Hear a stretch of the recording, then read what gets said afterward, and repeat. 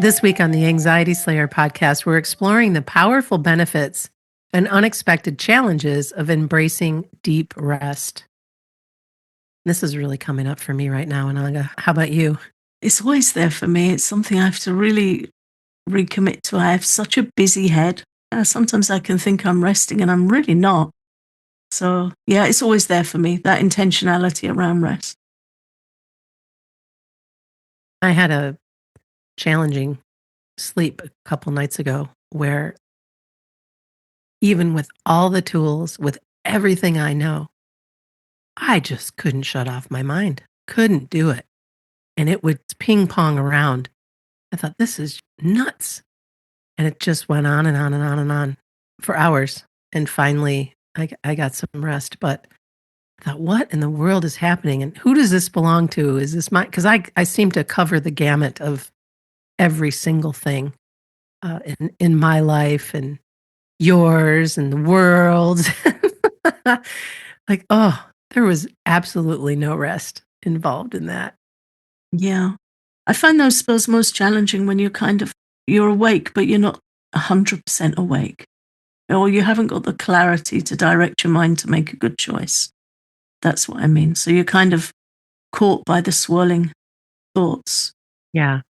On a good occasion, when that happens, I'll think, okay, this isn't helping. What do I need to do? And I'll sit up and read or put a guided practice on or even meditate. But I think when we're really tired, sometimes it just gets in, it leaches in, and it kind of got our mind churning over and we can't get the energy to get a hold of it and redirect. And that's really challenging. That was exactly what happened. Mm-hmm. I didn't have access to the things that I know in order to switch things up. Yeah. Sometimes that happens. We're practicing. Some days are easier than others. We can't always get a handle on things and direct things as we think we might or should. Just to accept that.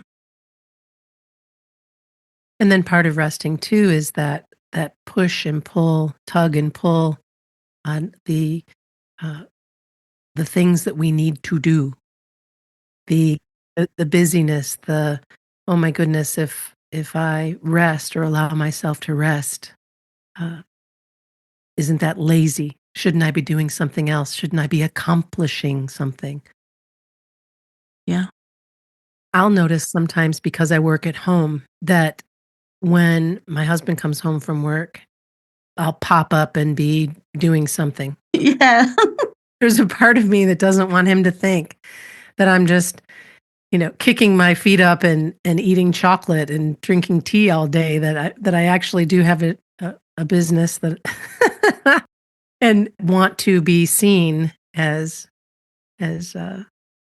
making a contribution somehow because I'm not in that chair. Yeah. And I notice that he'll do it too. He has a really hard time just resting as well because there's so many other things to be done, and he has such a short period of time when he's at home versus at work. Right. You're reminding me of one of my favorite Ayurveda teachers, Claudia Welch, who we often reference here. And she talks about intentional rest and the need for it and how to do it. And she shares like a story of somebody might be laying on the couch, resting intentionally, but then somebody comes home and they'll sit up and grab a magazine or a duster or something. Can't just stay there and say, "Hey, how are you? I'm having a rest." It seems to just not feel acceptable. Yeah. And then there's the thing that I have to constantly work with myself is that it might look like my body's resting, but my mind is worrying. Mm. And that won't necessarily mean I've got a phone in my hand. It's just my mind. It's very active. Or if I'm in pain, it can be very aware of pain.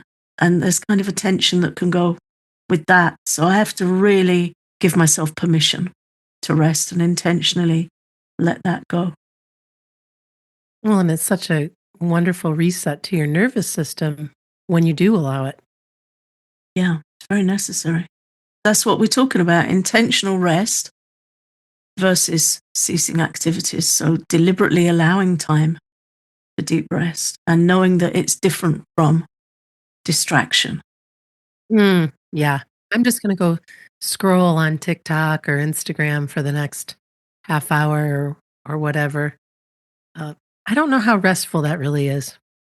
I think we do know because when we stop doing it, we don't feel great. So it's really not. I'm remembering, this has just come to mind, an experience I had with a Japanese gentleman many years ago. He was a friend of my sister-in-law, and he came. She was a gardener, so he came to visit her garden one day, and I happened to be there. And my father-in-law mentioned that I played the flute, and he said, "Would you play me something on your flute?" So I was like, "Yeah, okay." So I was kind of a little shy about it, but anyway, I started tootling away on my flute, and I looked over, and I've loved it. I've only met this man once in my life, and to this day, I love him for this. I looked over, and he closed his eyes, and he put his head back, and he rested his hands, and he was smiling. And I don't think that was anything to do with my playing. It was his nature that, oh, somebody's playing something, I'm going to, relax and soak it in. And it was such an unusual thing to see. Oh, it's sweet. Yeah, it was really sweet. And he had a very sweet nature. And you do play the flute beautifully, so that makes sense that he would be so relaxed with a big smile on his face. That's cool. Thank you.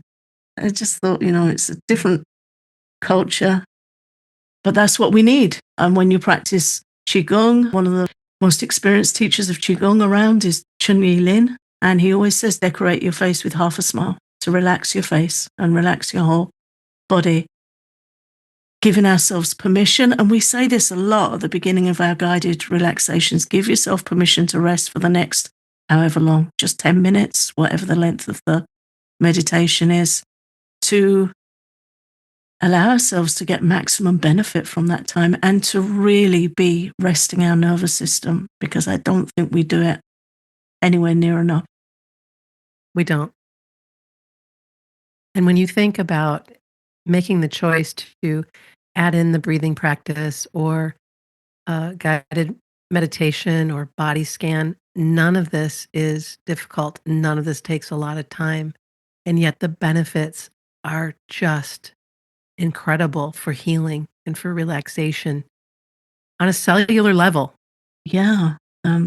So much research on that in modern medical research and also in Ayurveda. There's these teachings that, when we're stressed, we're fraying our nervous system at a cellular level.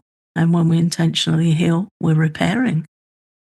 So such an important thing to do for our body on all levels, and especially for our mental health as well.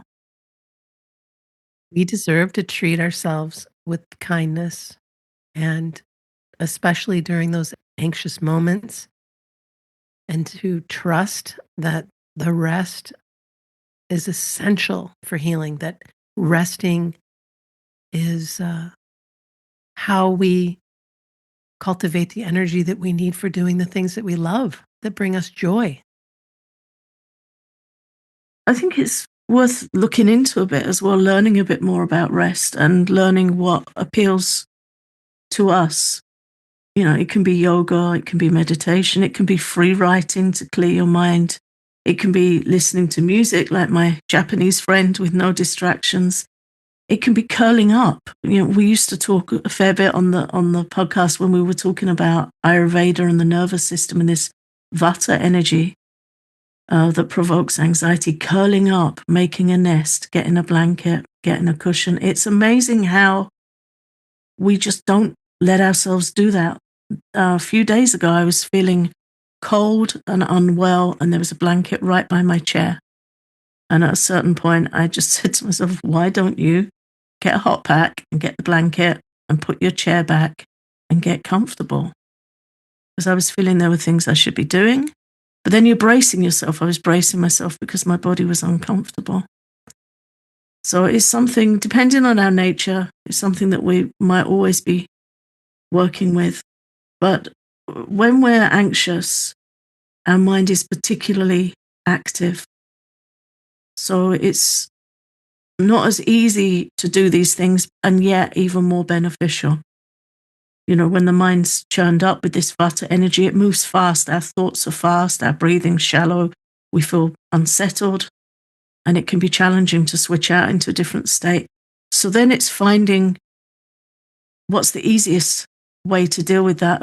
And if we're habituated to thinking we're going to rest and picking up our phone, one thing we can do is put an app right there where we can see it on our phone, something like Headspace or Calm or Insight Timer, where we've got guided practices to follow. So then when you pick up the phone, instead of going straight to social media or the news or something that's going to disturb our nervous system further, we can switch into something helpful. I really like, as soon as you talked about like making a nest, a comfortable nest, there's something about clean sheets, clean blanket, getting everything all set up, knowing that you're giving yourself this gift of comfort. And it puts a little perk in your step. You're going to put on your pajamas, comfortable clothing. You're going to slide into this nest that you've created for yourself. And then you're going to look after yourself with that guided meditation or, whatever it is. If maybe you just put your head down and rest, but that you've looked after yourself in this way, knowing that this is truly a gift and that you're going to kind of make almost a ceremony out of making sure that you're as comfortable as you possibly can be. When I used to teach yoga classes, I would start out in Shavasana, getting people just as comfortable as possible, right? Just allowing yourself to exhale, sink into the floor, be cradled, rest, release, and then move into the practice. And there was something really sweet about that because we carry so much energy from our days and from our minds and so on. So you really do deserve this intentional rest. Yeah, there's something about sort of setting the scene, isn't there? And that preparation that's part of it. I think the only time we easily do it is we might run a bath and add some nice essential oils or bath salts, and that's part of preparing for the experience. But, to do it at the beginning of a class or meditation, I know many people that will do the alternate nostril breathing practice before they begin to meditate, just to slow the mind down and give yourself a chance of actually meditating rather than sitting with a head full of who knows what spinning around. So that preparation is really important and can be lovely. And it's intentional, isn't it? That's what we're talking about. It's intentional. Gathering the things you need, creating an atmosphere that's conducive to the healing experience you need. And it's really retraining ourselves to do that. First of all, acknowledging that it's beneficial, giving ourselves permission, and then retraining ourselves to turn to beneficial practices rather than distraction. Hmm. I'd also invite you, if you're a person who likes to get body work, whether that be traditional massage or shiatsu or whatever, when you go and do that, when you make that investment in yourself, please be still and be quiet and allow yourself that additional comfort and relaxation versus feeling like you have to have a conversation with your practitioner. Because you don't. You don't owe them that, and you can one of the things that I'll do, because the woman who I see for massage fairly regularly, I love her, and I love talking to her. But when I'm on the table, I'll say, "Today I really need to be quiet. Today I'd really like to just allow myself to sink in and receive instead of giving back through conversation." And that might seem a little bit strange to say out loud, but having known several massage therapists in my life, they've told me that one of the things that people do the most is that they don't fully relax. They feel like they need to carry on a conversation with the therapist, and you don't. Well, that's another way of setting an intention, isn't it? I think that's a really a good point. As you know, I'm having acupuncture treatments fairly regularly at the moment, and I make a point of being open to receive the healing. Mhm. and get myself as relaxed as I possibly can. Last week, I nearly fell asleep, which really amused me because I had so many needles in my body. But I got myself really comfortable. My body appreciates it. I can feel that it appreciates the help. To finish up today, we just want to invite you to give yourself what you need, to allow for the rest that you need, and to give some of these ideas that we've shared a try. You will feel better for it. It'll be such a gift that you give yourself and that you give your mind. Thanks for listening. You can join our Patreon with over 200 guided relaxations, tapping sessions, and classes to help you slay your anxiety at patreon.com/anxietyslayer.